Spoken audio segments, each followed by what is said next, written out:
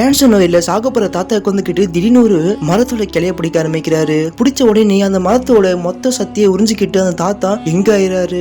அதை பார்த்த சுத்தி இந்த டாக்டர் எல்லாமே நீங்க இவ்வளவு பலசாலியா இருக்கிறீங்க சொல்ல ஆரம்பிக்கிறாரு. அப்ப குறுக்கால போன டாக்டர் வந்துகிட்டு குரலி பிடிச்சு தூக்க ஆரம்பிக்கிறாரு. தூக்கின உடனே அந்த டாக்டர் வந்துகிட்டு எலும்பு கூடவே ஆக ஆரம்பிச்சிட்டாரு. அந்த டாக்டர் இருக்கிற மொத்த சக்தியை வந்துகிட்டு இந்த தாத்தா வந்துகிட்டு அசால்ட்டா உறிஞ்சு எடுத்துறாரு. அதை சுத்தி இருந்த டாக்டர் எல்லாமே ரொம்பவே பயத்துல பார்த்திருக்கும் போது மொத்தோட சக்தியை எடுத்துக்கிட்டு ரொம்பவே இளமையாகி இளமையான சின்ன வயசு பருவத்துக்கு வந்துடுறாரு. அதுக்கப்புறம் வந்துகிட்டு அவர் சாக போற விஷயம் தெரிஞ்சுக்கிட்டு மேடையை போட்டு எல்லா மக்களும் வர ஆரம்பிக்கிறாங்க. வந்த உடனே வந்துகிட்டு ஒரு இளமையான பையனை பார்த்துக்கிட்டு ரொம்பவே சாக்காக ஆரம்பிக்கிறாங்க. வந்த உடனே நான் தான் இந்த இடத்துல கடவுள் சொல்ல ஆரம்பிக்கிறாரு. இதை கேட்ட மக்கள் எல்லாமே ரொம்பவே சாக்காக ஆரம்பிக்கிறாரு. அப்ப தூரத்துல அவரோட வயசான போட்டோ பார்த்துக்கிட்டு கடுப்பானவர் ஒரே ஜம்ப்ல அங்கிருந்து ஒரே பஞ்ச் வந்துகிட்டு அந்த செவத்தையும் சர்வநாசமா ஆக்கி விட்டுறாரு. அது விட்டுட்டு இந்த பக்கம் மக்கள் எல்லாமே ரொம்பவே பயத்துல பார்த்துக்கிட்டு இருக்கிறாரு.